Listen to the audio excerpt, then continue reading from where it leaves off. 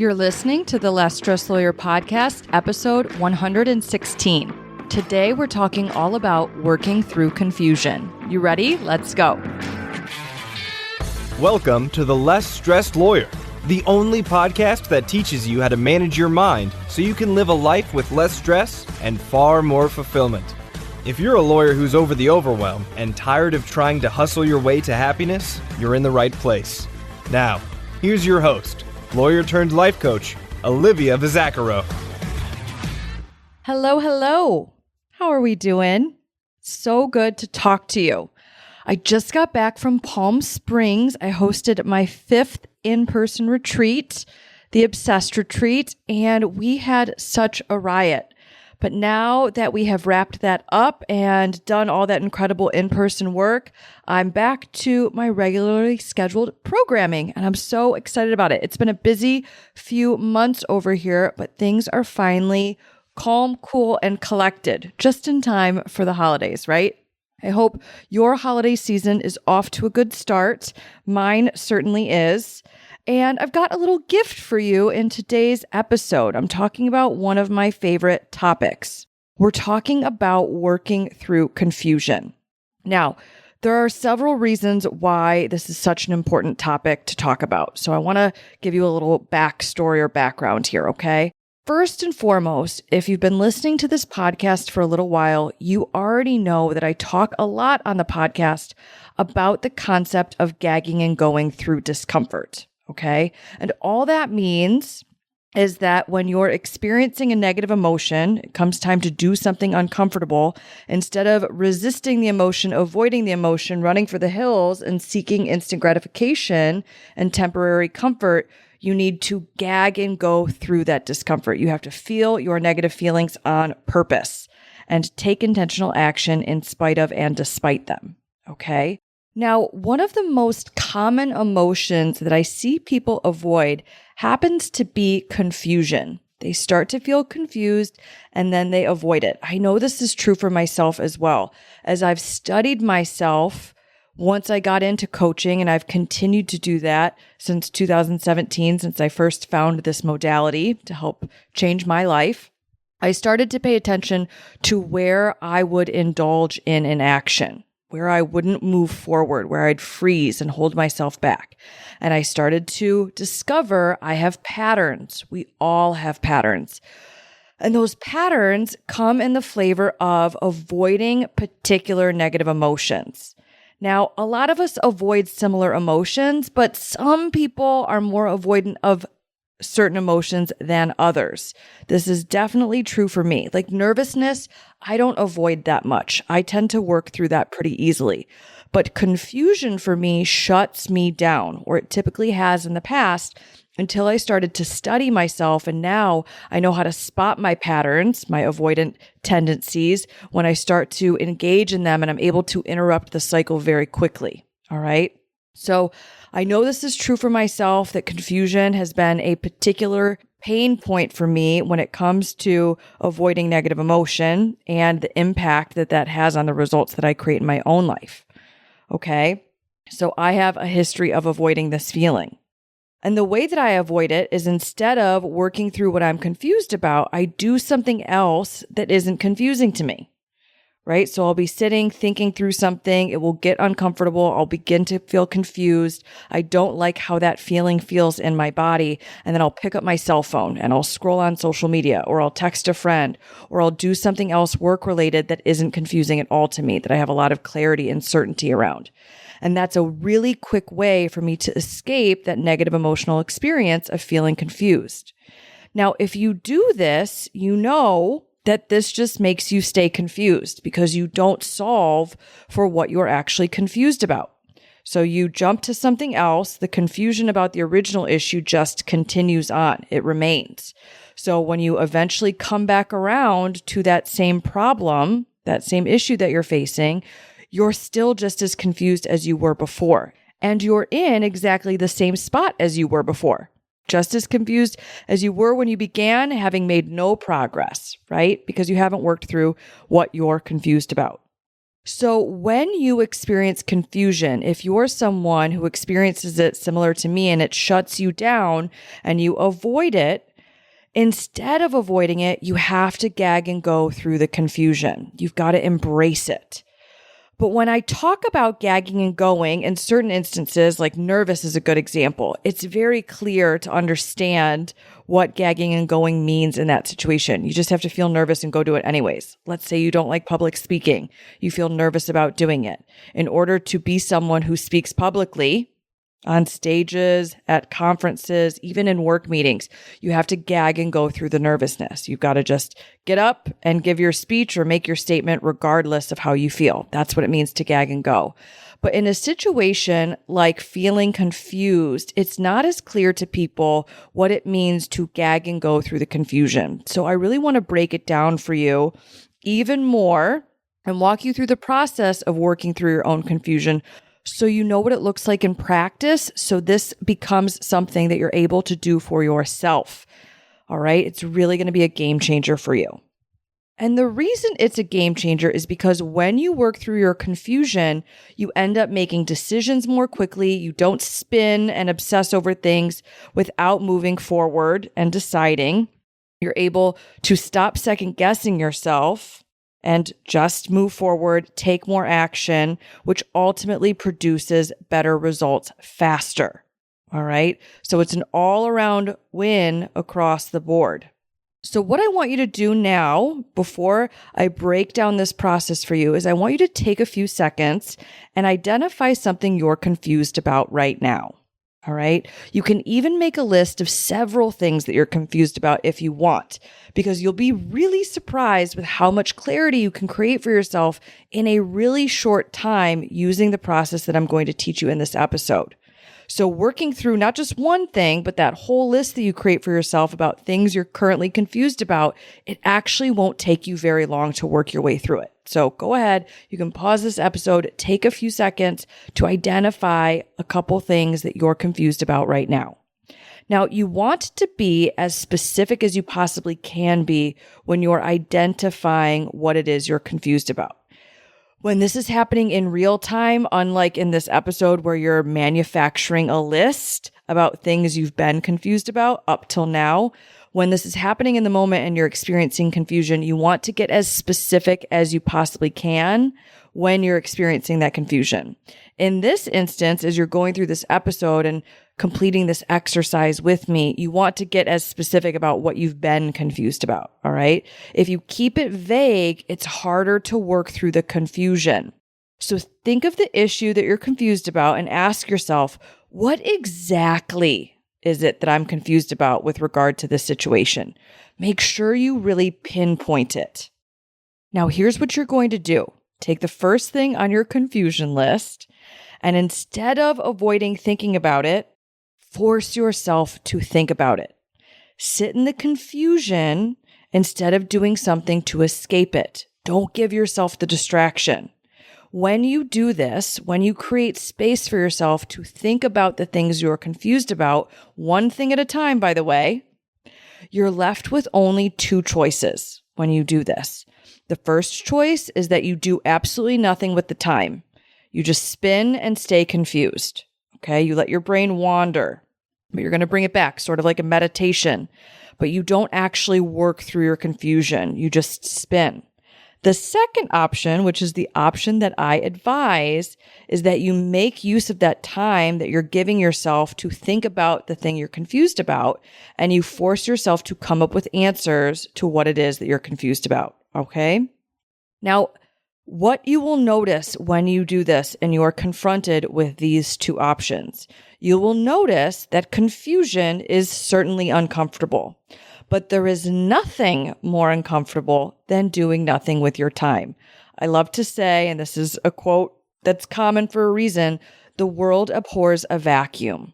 So if you give yourself empty space and time to think about the things you're confused about, and you don't give yourself a way out of the confusion, you just force yourself to sit in it and think through it and not distract yourself by doing something else that's more comfortable in that instant, you will work through your confusion, because between wasting your time and working through the confusion, you will choose to do something more productive than just waste the time making absolutely zero progress. That is the most uncomfortable thing out of all of the options involved. So you will choose to work through the confusion.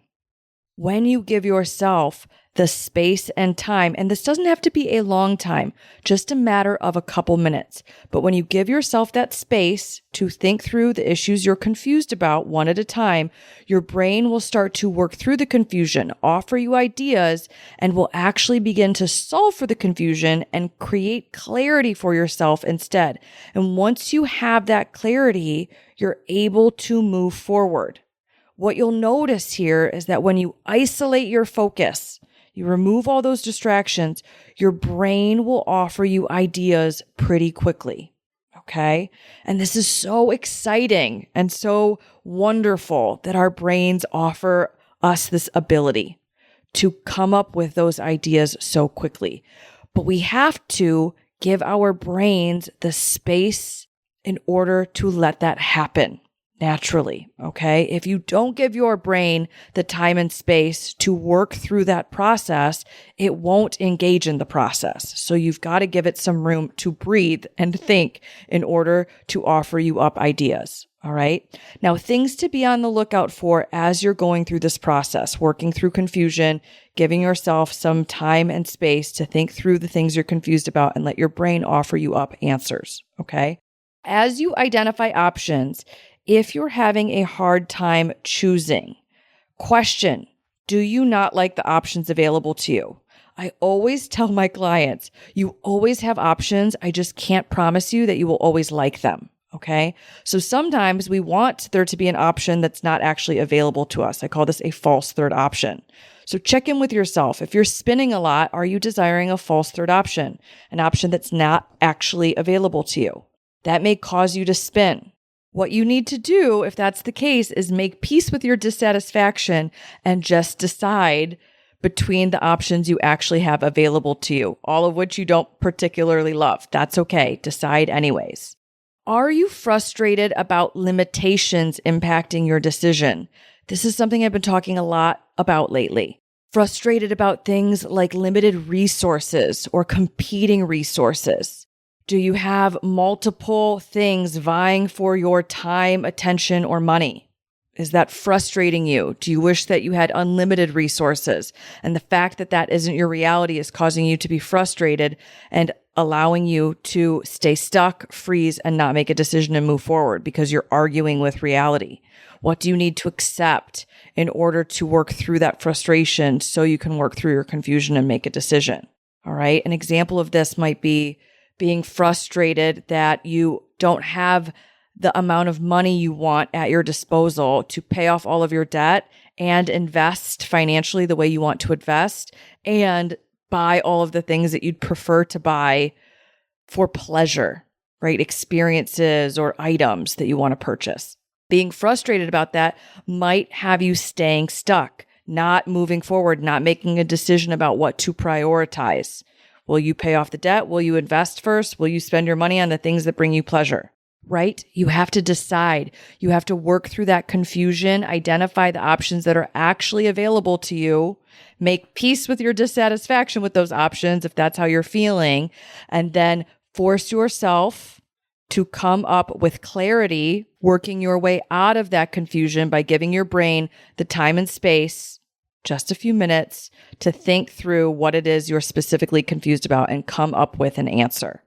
Another thing to be on the lookout for when you're working through your confusion and making decisions is, are you worried about choosing the wrong option?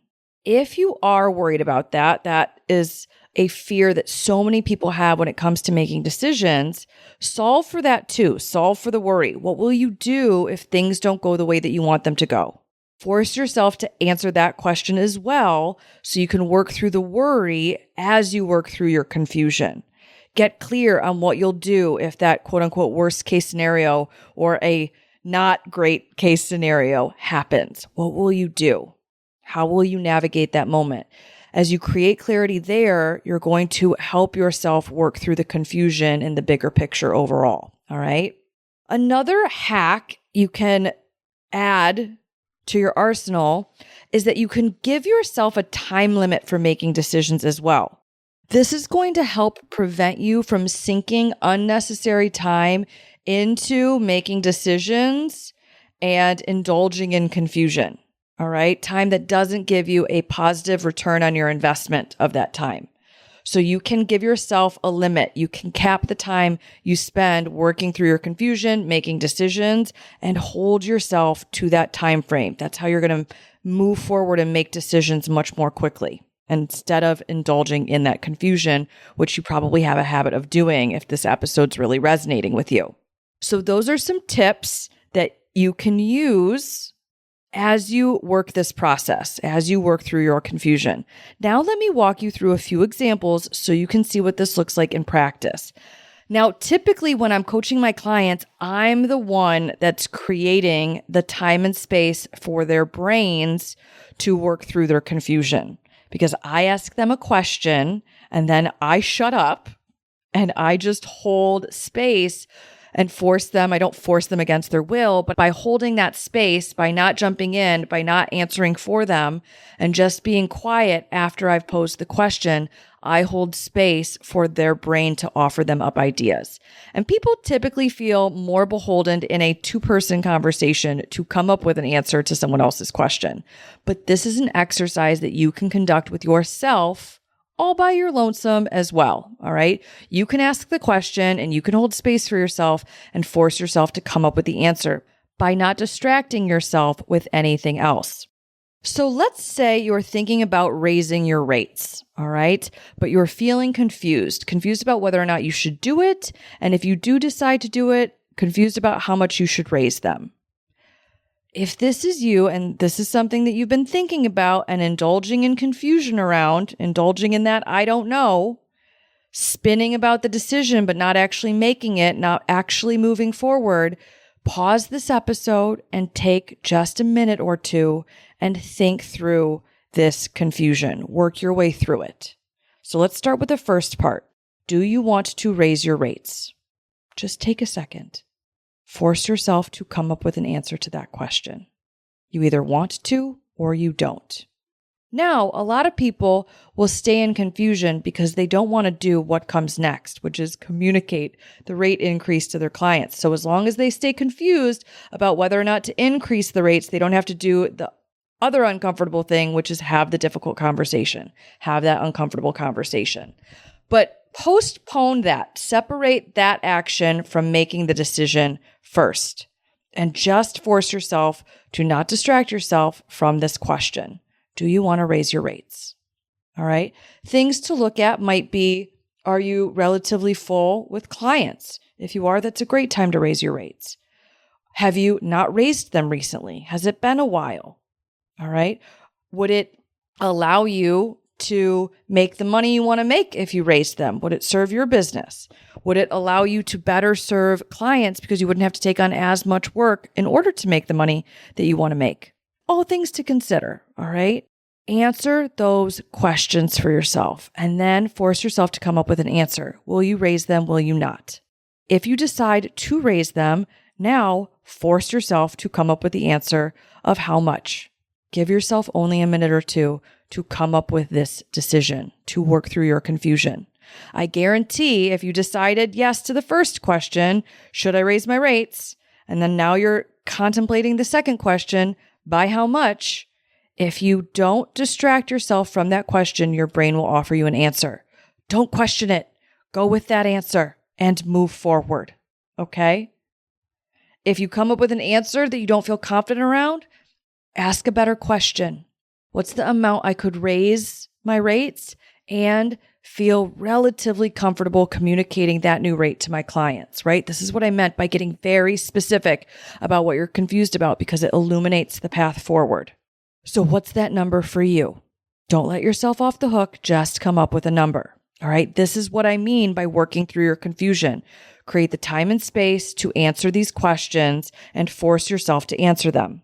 Another example, I work with so many people who are focused on social media marketing for their law practices. Maybe they run other businesses, and social media marketing is a component of how they generate revenue and income. And I consistently see people be confused about what they should write in their social media posts. If this is you, we're just going to take a minute and you're going to work through the confusion.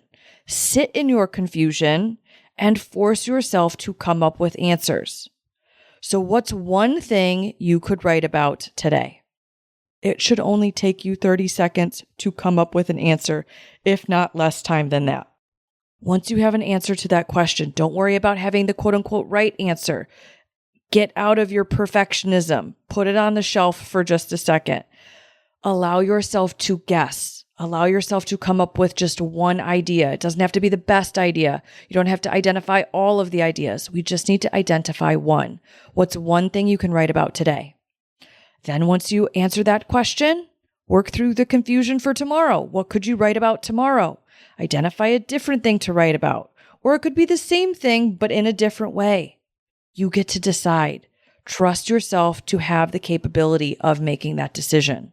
Another example working through confusion would be maybe you're confused about how to tackle a project. First, let's get very specific. Are you confused about how to tackle the entire project? Is that something you actually even need to solve for right now? Or are you confused about simply how to start the project? Decide which confusion you want to solve for, all right? Either way, create some time and space for yourself and force yourself to come up with the answers. Give yourself permission to just guess. If I were going to start on this project, where could I start? Take a few seconds. Your brain, if you don't distract it, will come up with an answer. You can tackle mapping out the whole project. If I was going to tackle this project, how would I go about doing that? Start to finish.